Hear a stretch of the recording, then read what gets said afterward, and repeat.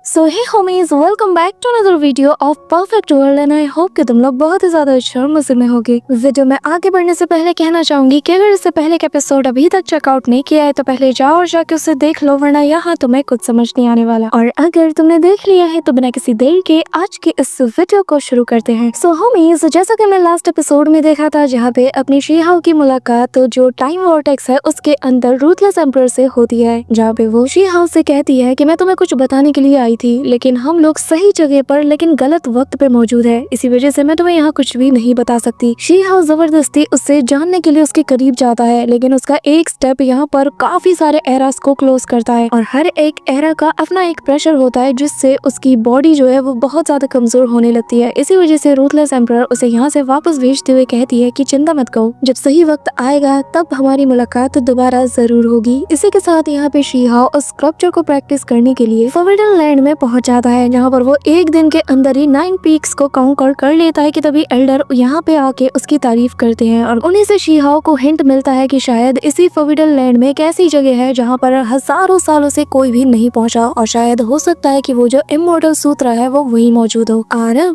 आगे होमीज, हमारे इस एपिसोड के स्टार्टिंग में हम शी-हाओ को उसी एल्डर के साथ एक बोट में सवार होकर देखते हैं जो कि उसी स्टोन माउंटेन की तरफ बढ़ रहा था और वो शी-हाओ को बताता है कि ये जो तुम स्टोन माउंटेन देख रहे हो इसके उस पार तुम्हें एक अल्टीमेट ट्रायल ग्राउंड मिलेगा और यहाँ पर जितनी अपॉर्चुनिटीज जितने फॉर्च्यून से ये इमॉर्टल एंशिएंट एरा से आज भी बिल्कुल वैसा का वैसा ही है और वो किसी एक्स्ट्रा ऑर्डिनरी पर्सन के लिए काफी सालों से इंतजार में है। इसी के साथ वो हुआंग से कहने लगता है कि हुआंग, तुम्हारा जो टैलेंट है वो काफी ज्यादा एक्स्ट्रा ऑर्डिनरी है, तुम काफी ज्यादा पॉपुलर भी हो और सभी लोग जानना चाहते हैं कि क्या तुम सही मायने में वही इंसान हो जो कि इस ट्रायल को कॉन्कर करने के लिए पैदा हुआ है। अब यहाँ पे हम देखते हैं कि जो सेलेस्टियल एकेडमी होती है उसके जो डिसाइपल्स होते हैं वो लोग खचाखच यहाँ पर भीड़ लगा के अपने अपने शिप्स पे मौजूद थे और यहाँ जो एल्डर है वो हुआंग से कहते हैं कि हुआंग जाओ आगे बढ़ो, लेकिन हाँ याद रखना कि ये जगह पूरी तरीके से खतरों से भरी हुई है, यहाँ पर कदम कदम पर तुम्हें ऐसे ऐसे रिस्ट्रिक्शंस मिलेंगे जो कि तुम्हारी जान ले सकती है। अगर तुम जरा सभी केयरलेस हो गए यहाँ पे उड़ते हो तो कभी भी कोई भी खतरा तुम्हें आके घेर लेगा। ये कहते साथ ही जो एल्डर होते हैं वो थोड़े दूर चले जाते हैं और शी-हाओ और उसकी शिप दोनों आगे बढ़ती है और शी-हाओ उस एल्डर को रिस्पेक्ट देते हुए कहता है कि सीनियर, आपके इस वार्निंग के लिए बहुत शुक्रिया। यहाँ पे हम देखते हैं कि शी-हाओ की ये जो छोटी सी बोट है ये जैसे ही उस माउंटेन के पास कदम रखती है उस पानी में तो यहाँ पे इतनी तेज हलचल होने लगती है कि शी-हाओ की बोट यहाँ पे अनस्टेबल हो जाती है। उसे बैलेंस करना शी-हाओ के लिए मुश्किल हो जाता है और वो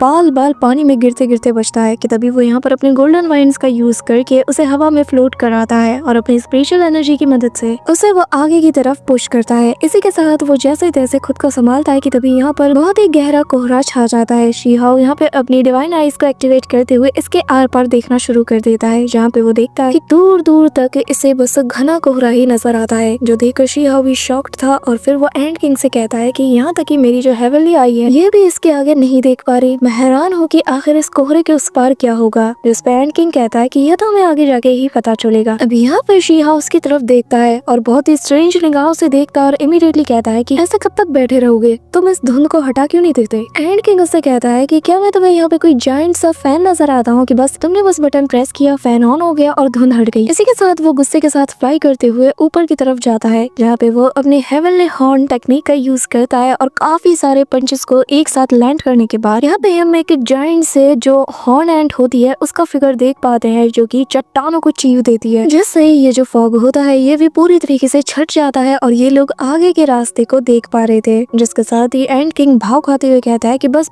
मुझे थैंक्स वैंक्स कहने की जरूरत नहीं है क्योंकि ये राजा किसी का एहसान नहीं लेता। शी-हाओ का एक्सप्रेशन काफी ज्यादा डार्क हो जाता है क्योंकि वो सामने की तरफ एक स्पेटल क्रैक को बनते हुए देख रहा था जिससे बहुत से क्रिस्टल वाइन्स निकलती है जो कि ऑन द स्पॉट इनकी बोट को पूरी तरीके से जकड़ लेती है। शी-हाओ हवा में फ्लाई करते हुए कहता है कि चौकन्ने रहना क्योंकि यहाँ पे उड़ना भी काफी ज्यादा रिस्की है। ये कहते साथ ही शी-हाओ सबसे पहले अपने दूसरे हाथ से कुन-पेंग टेक्निक को रिलीज करता है जिससे वो जायंट सा वेल बाहर आता है जो कि सीधा उस क्रैक की तरफ बढ़ती है। अब यहाँ पे दूसरी तरफ वो एक प्रोटेक्टिव बैरियर को भी एक्टिवेट करता है जो देख तो साथ ही एंड किंग कहता है कि क्या तुम मुझे यहाँ कमजोर आंक रहे हो, तुम यहाँ पे फाइट करोगे और मैं चुपचाप भीगी बिल्ली बनके तुम्हारे पीछे खड़ा रहूंगा। कि तभी उसकी तरफ एक अटैक बढ़ता है जो देख कर वो कहता है कि आखिर तुम्हें किसने इजाजत इजाजत दिया कि इस किंग की परमिशन के बिना तुम उस पे अटैक करो। यहाँ पे उन सारी वाइन्स को ये दोनों तोड़ तो देते हैं, लेकिन ये फिर से इनकी तरह जकड़ने के लिए आगे बढ़ती है। ये देखकर शीहाओ यहाँ पे एक फॉर्मेशन को पूरी तरीके से प्रिपेयर कर लेता है और एज द मोमेंट जब वो सारी वाइन्स इन्हें जकड़ने वाली थी, शीहाओ एंड किंग को लेकर यहाँ से एस्केप कर जाता है और वहाँ पे एक छोटा सा एक्सप्लोजन होता है जिस वजह से वो क्रिस्टल कुछ देर के लिए शांत हो जाते हैं। लेकिन अगले ही पल ये इन दोनों का पीछा करना शुरू कर देती है। लेकिन शीहाओ और एंड किंग अपनी बोट की स्पीड को एक्सेलरेट करते हुए फाइनली उस माउंटेन के दूसरी तरफ पहुंच जाते हैं, जहाँ पे पानी में लैंड करते साथ ही इनके सामने एक अलग ही नजारा मौजूद था। शीहाओ यहाँ पे कहता है कि जैसा कि उस सीनियर एल्डर ने कहा था कि यहाँ पे कदम कदम पे खतरा मौजूद होगा और हमारे लिए उड़ना भी मुश्किल होगा, लेकिन उन्होंने कहा था कि यहाँ पर हजारों सालों से कोई आया नहीं, तो आखिर उन्हें इस बारे में कैसे पता? इतने बूढ़े तो वो शक्ल से लगते भी नहीं। कि तभी उस एल्डर की कही एक और बात उसे याद आती है, जहाँ पर उसने बताया था कि जैसे ही तुम पानी में लैंड करोगे उस माउंटेन को क्रॉस करके, तो तुम्हें एंशिएंट सुप्रीम बीइंग्स की जो ब्यूरियल ग्राउंड है वो नजर आएंगी। और यहाँ पे शीहाओ देख कर ही समझ आता है कि ये वही ब्यूरियल ग्राउंड है, जहाँ पे उसे बहुत सारे कॉफिन्स भी मिलते हैं जिनके अंदर से कीड़े बाहर निकलते हैं। और एल्डर की बात आगे उसे याद आती है जो कि बताते हैं कि यहाँ पर ऐसे ऐसे लोगों की कॉफिन्स तुम्हें मिलेगी जो कि कभी इमोर्टल हुआ करते थे, लेकिन आज उनका नामो निशान तक यहाँ नहीं होगा। साथ ही वो एल्डर आगे बताते हैं कि इस वक्त वो लोग किसी भटकती आत्मा की तरह वहाँ पे भटक रहे होंगे। उनकी शरीर कब का नष्ट हो चुकी है, लेकिन उनके कुछ ट्रेसेस अभी भी वहाँ पे मौजूद हैं। कि तभी यहाँ पर इन्हें कुछ स्केलेटन्स दिखाई देते हैं जो कि एक के बाद एक पानी के अंदर गिर रहे होते हैं और ये देखने में काफी ज्यादा क्रीपी लगता है। इसी दौरान यहाँ पे एक बंदा अपनी आंखें खोलता है और जैसे ही शीहाओ और एंड किंग कुछ समझ पाते, पानी के अंदर से ये ज़ॉम्बी जैसे पर्सन्स बाहर निकलते हैं और भाई इनके हाथ पैर बिल्कुल कंकाल जैसे थे और ये शीहाओ और एंड किंग की तरफ टूट पड़ते हैं। बेचारा एंड किंग ये देख के डर के मारे मम्मी कहते हुए दौड़ता है और तभी शीहाओ बीच में आकर उसकी जान बचा लेता है और अपने सिंगल अटैक से ही उस कॉर्प्स को पूरी तरीके से ठिकाने लगा देता है, जो देखकर एंड किंग खांसते हुए कहता है कि वो तो मैं नाटक कर रहा था, ये मत समझना कि ये किंग किसी से डरता है, ठीक है। जिसके साथ ही वो यहाँ पर काफी सारे पंचेस अटैक करता है और एक एक करके इन सभी को नॉकआउट कर देता है। कि तभी शीहाओ यहाँ एक बंदे को देखता है जो कि पर्पल कलर की लाइटनिंग को रिवील कर रहा था। उसे देखकर शीहाओ कहता है कि जरा उस बंदे को देखो, ये सभी लोग हजारों साल पहले मर चुके हैं, लेकिन फिर भी ऐसा लग रहा है कि जैसे ये हमें घूर रहे हैं। कि तभी हम देखते हैं कि ये जो पर्पल कलर का बंदा था जिसके बॉडी पर चारों तरफ स्टिचेस के निशान थे और अचानक से इसकी बॉडी मूव करने लगती है, जो देखकर बेचारा ये क्यूट सा एंड किंग डर जाता है और कहता है कि एक बात बताओ, ये हिल क्यों रहा है? अगर ये मर चुका है तो हिल क्यों रहा है? नहीं, मैं डरा नहीं हूँ, बस मैं पूछ रहा हूँ कि आखिर ये हिल क्यों रहा है। यहाँ पे अचानक से इसकी बॉडी हवा में फ्लोट भी करती है और इसके जो बोन्स है ये पूरी तरीके से वापस आने लगते हैं और हमें बताया जाता है कि ये एक इमोर्टल कोई यानी कि ह्यूमन स्किन है। यहाँ इसका पूरा अपीयरेंस देखते साथ ही इमोर्टल किंग डर जाता है और वो कहने लगता है कि इसका अपीयरेंस तो किसी भूत जैसा लग रहा है, मुझे लगता है कि शायद ये मुझे खाना चाहता है, ये मुझे मारना चाहता है, मुझे मार के मेरा खून पीना चाहता है। इसी दौरान यहाँ पर ये जो क्रीपी सा जो ह्यूमन स्किन था ये अचानक से बिहेव करता है और इसकी बॉडी अलग अलग शेप में मूव करती है, जो कि वाकई में देखने में बहुत ज्यादा क्रीपी लगता है। बेचारे एंड किंग की हालत तो खराब हो रही थी, लेकिन शीहाओ उससे कहता है कि मुझे फर्क नहीं पड़ता कि मेरे सामने कौन सा मॉन्स्टर है। ये कहते साथ ही वो अपनी पावर्स को एक्टिवेट करते हुए एक सिंगल पंच मारता है, जिससे उसकी पूरी की पूरी बॉडी यहाँ पे डिसअपीयर होने लगती है और जो कपड़े बचे थे वो भी दूर जाके गिरते हैं। और ये भूत वूत जैसे कोई चीज नहीं होती, समझे। मुझे लगता है कि तुमने अपना पूरा बचपन बस ऐसे भूत प्रेतों की कहानियों में गुजारा है। अब ये सुनकर एंड किंग को एम्बैरेसमेंट फील होता है, पर तभी वो कहता है कि ऐसा कुछ नहीं है, ठीक है, मैंने थोड़ा दिमाग लगाया, ये मेरी स्ट्रैटेजी थी। ऐसा भी तो हो सकता है कि उन स्किन के पीछे कोई जहरीली गैस वैस हो। मैंने तुम्हारी जान बचाई है, तुम्हें मुझे शुक्रिया अदा करना चाहिए।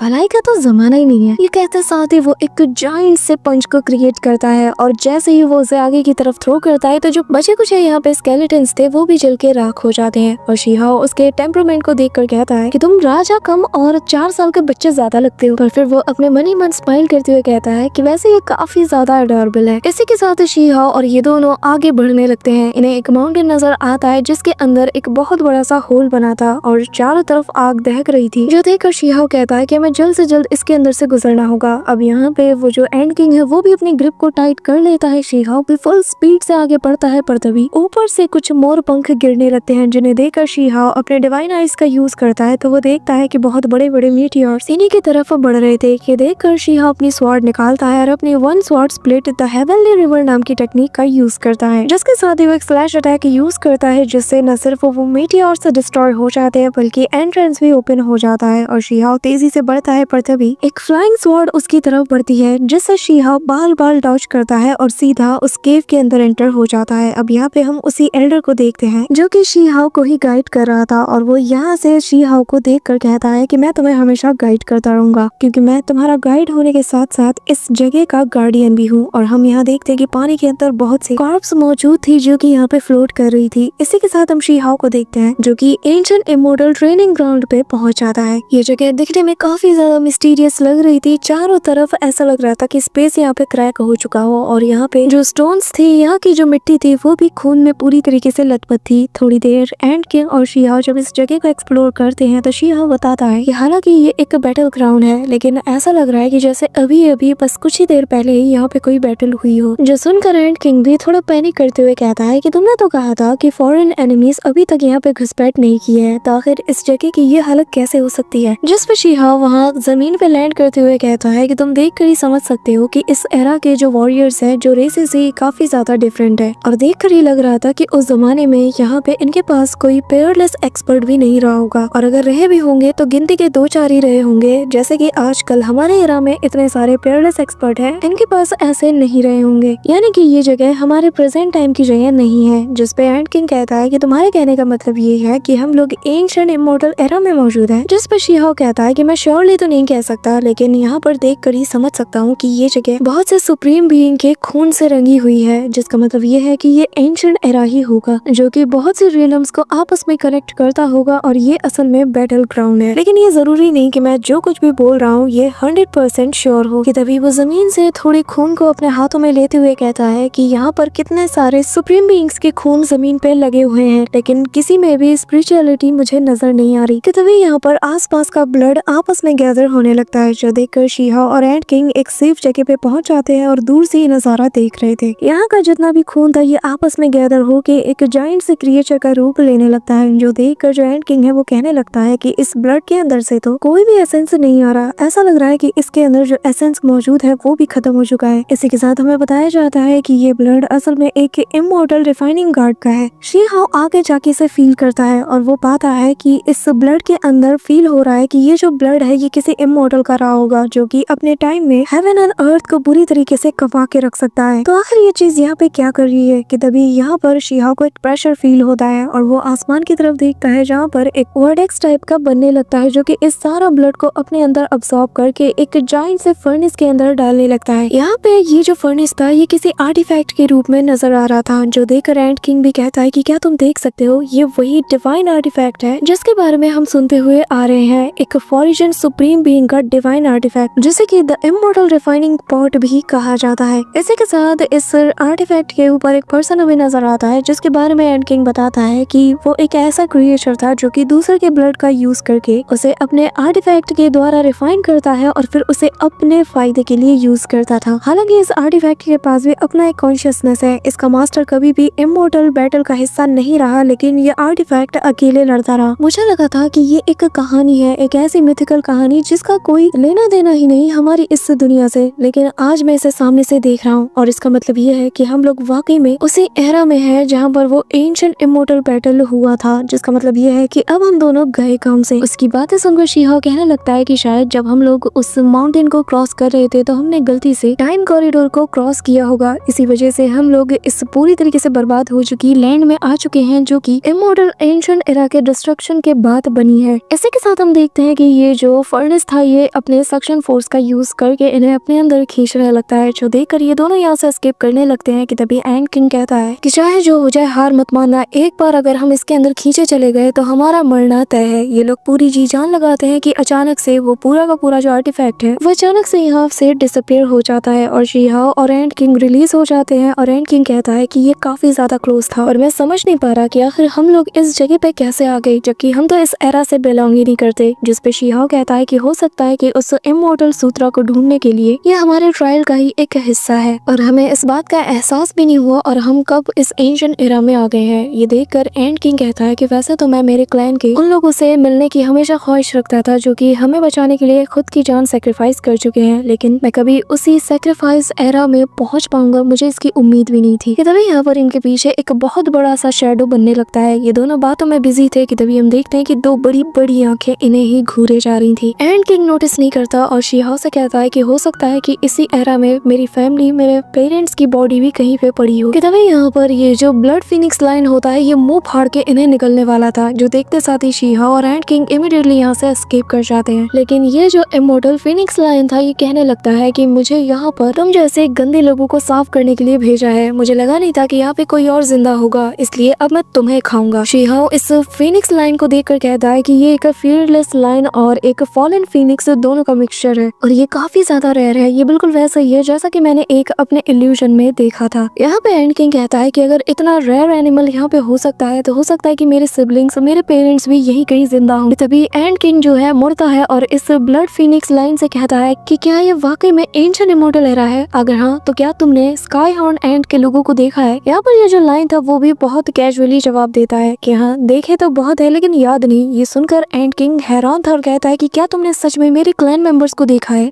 उसके सवालों को सुनकर इस लाइन को गुस्सा आता है और कहता है कि तुम मेरे लिए एक छोटे से तिनके के समान हो, तुम तो मेरे पेट को भी नहीं भर सकते, तो इतना सवाल क्यों? हाँ, ये कहते साथ ही वो उस पे अटैक करता है, जिससे एंड किंग बहुत इजीली डॉज कर जाता है और कहता है कि अच्छा तुम्हारी इतनी हिम्मत, तुम इस राजा को खाओगे? हाँ, ये कहते साथ ही वो अपने ट्रू स्काई हॉर्न एंड की जो डिवाइन टेक्निक है उसे रिलीज करता है, जो देखकर शी-हा कहता है कि वाकई में इसने काफी ज्यादा मेहनत की है और मुझे लगा नहीं था कि मैं इतनी जल्दी स्काई हॉर्न एंड की जो ट्रू फॉर्म है उसकी डिवाइन टेक्निक का वो देख पाऊंगा। लेकिन इसकी और इसके फादर की और से काफी ज्यादा डिफरेंट है। अब यहाँ पे एंड किंग बहुत से पंचेस को लैंड करता है और कहता है कि आखिर तुम्हारी हिम्मत कैसे हुई मुझसे ऐसे बात करने की? हाँ, लेकिन उसके पंचेस का इस ब्लड फिनिक्स लाइन पे कोई असर नहीं होता और वो उसका मजाक उड़ाते हुए कहता है कि तुमने तो बस अपने साइज को बड़ा कर लिया, लेकिन ताकत अभी भी तुम्हारी पिद्दी है। और तुम्हें देखकर मुझे याद आ रहा है कि जब मैंने तुम्हारे क्लैन मेंबर्स को खाया था तो उनका टेस्ट कितना लाजवाब था। ये सुन के एंड किंग को बहुत ज्यादा गुस्सा आता है और वो कहता है कि दानव कही के आखिर तेरी हिम्मत कैसे हुई? जो सुन के वो कहता है कि आखिर तुम मुझे दानव कैसे बुला सकते हो? मैं हूँ ही ऐसा, मैं दूसरों को खा के ही जिंदा रह सकता हूँ, तो भला मैं दानव कैसे हुआ? लेकिन एंड किंग यहाँ पे अपने हेवनली हॉर्न ट्रेजर मार्क का यूज करता है, लेकिन इसके इन अटैक्स का भी उस ब्लड फिनिक्स पे कोई असर नहीं होता। ये देखकर शी-हा भी हैरान था कि जो स्काई हॉर्न क्लैन के जो लोग हैं वो लोग अपनी फिजिकल बॉडी की पावर्स का यूज करके इतना पावरफुल अल्टीमेट अटैक को वो अनलीश कर सकते हैं। यहाँ पे हम देखते हैं कि जैसे जैसे एंड किंग उसे मारता जाता है उसका बैरियर टूट जाता है और एक जोरदार मुक्का इस लाइन को पड़ता है, जिस वजह से ये अपने मुंह से कुछ चीजें बाहर निकालता है जो कि बेसिकली किसी के हाथ पैर होते हैं। और ये देखते साथ ही एंड किंग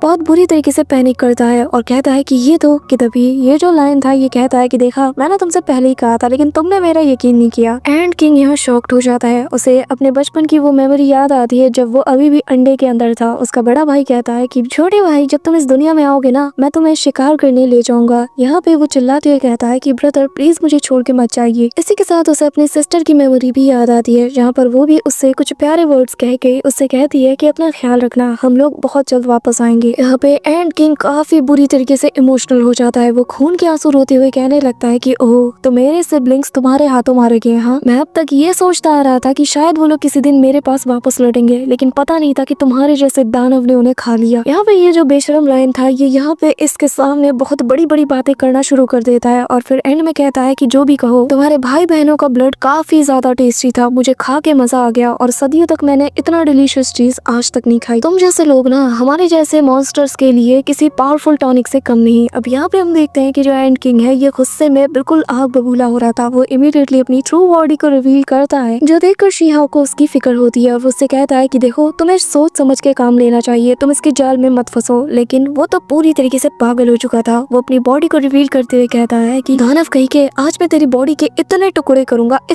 करूंगा कि तू गिन भी नहीं पाएगा। ठीक है, तो साथ ही वो उस पर अटैक हो जाता है और यहाँ पे ये जो लाइन था ये भी मिस्ट फॉर्म में आ जाता है। दोनों ही एक दूसरे पे अटैक करते हैं कि तभी जैसे ही वो मौका पाकर एंड किंग पे क्रॉ अटैक करने ही वाला था, यहाँ पे शी-हा आ जाता है। वो एक शील्ड बना लेता है जो देखकर ये लाइन कहता है कि आखिर तुम किसे बचाने की कोशिश कर रहे हो? एक बार स्काई हॉर्न एंड गुस्से में आ जाए ना तो ये पूरी तरीके से अपने ऊपर कंट्रोल खो देते हैं, ये तुम्हारी आवाज तक नहीं सुन पाएगा। जिसके बाद एंड किंग कहता है कि मैं सब कुछ सुन सकता हूँ। ये कहते साथ ही वो एक जोरदार मुक्का सीधा इसके फेस पे लैंड करता है, जिससे ये जो लाइन था ये काफी दूर जाके गिरता है और और फिर एंड किंग शी हाउ से कहता है कि मैं आज यहाँ पर अपनी फैमिली का बदला लेके रहूंगा, तो प्लीज इसमें इंटरफेयर मत करो। शी हाउ मान जाता है। अब एंड किंग उससे फाइट को जाता है, लेकिन ये जो लाइन था ये सक्शन फोर्स का यूज करके इसे अपने मुंह में बंद कर लेता है और चबाते हुए कहता है कि तुम्हें लगता है कि तुम मेरे जैसे किसी को मार पाओगे? मुझे मारना हेवन को डिफाई करने जैसा है। यहाँ पे and king full raise mode में था। वो यहाँ पे इतना जोरदार मुक्का मारता है कि इसके 4-5 दांत तो तोड़ के वो बाहर आता है और फिर वो वापस से अपनी ट्रू बॉडी टेक्निक का यूज करता है और एक जायंट से सील को अपने हाथ में लेते हुए उसके इतने टुकड़े करता है कि सारे टुकड़े किसी फिनिक्स की तरह इस लाइन की तरफ बढ़ते हैं। और फिर ये एंड किंग कहता है कि आखिर तू भाग कहाँ रहा है? मैंने कहा ना मैं तेरी बॉडी के इतने टुकड़े करूंगा कि तू गिन भी नहीं पाएगा। यहाँ पे हम देखते हैं कि पूरी तरीके से एंड किंग पागल हो चुका था और हाथ धो के उसके पीछे पड़ जाता है। वहीं दूसरी तरफ वो लाइन भागते हुए कहता है कि मास्टर प्लीज मुझे बचा लो, लेकिन तभी यहाँ पे उसके सामने एंड किंग अपीयर होता है और वो एक डेडली अटैक सीधा उसकी तरफ करने को चाहता है कि तभी शी हाउ बीच में आकर उसे रोक लेता है और कहता है कि माफ करना कि मैंने अपना वादा तोड़ा, लेकिन मैं तुम्हें मरने नहीं दे सकता। और हम देखते हैं कि यहाँ पर उस बीस्ट का मास्टर आ जाता है जो कि अपने हाथों में वो जायंट सा आर्टिफैक्ट थामे हुए था जिसके अंदर जाके वो लाइन समा जाता है। और हमें बताया जाता है कि इस बंदे का नाम है हे वुशवांग और जिसका रेलम वर्ल्ड दाओ रेलम है, जो देखकर शी हाउ अपने मन में कहता है कि अच्छा तो ये है फॉर्जून रेलम का एक पावर हाउस। इसी के साथ हम यहाँ पे उसे इमॉर्टल स्क्रप्चर यानी कि इमॉर्टल सूत्र को भी देखते हैं जो कि यहाँ हवा में फ्लोट कर रही थी, लेकिन इसे अभी तक एक्टिवेट नहीं किया गया था। सो होमीज परफेक्ट वर्ल्ड का नेक्स्ट एपिसोड बहुत ही ज्यादा कमाल का होने वाला है क्योंकि अपना शी हाउ फॉर्जून रेलम का एक ट्रू पावर हाउस जिसका नाम हे वुशवांग है उससे फाइट करने वाला है। इनके बीच का जो बैटल है वो काफी ज्यादा हिस्टोरिकल होने वाली है। इसी वजह से परफेक्ट वर्ल्ड का जो नेक्स्ट एपिसोड आएगा ये काफी ज्यादा लॉन्ग होगा। So that's it for today guys. I hope कि तुम सबको आज की वीडियो काफी ज्यादा पसंद आई होगी। अगर हाँ तो वीडियो को लाइक करना, चैनल बने हो तो सब्सक्राइब करना। तो मिलते हैं नेक्स्ट वीडियो में, तब तक के लिए बाय।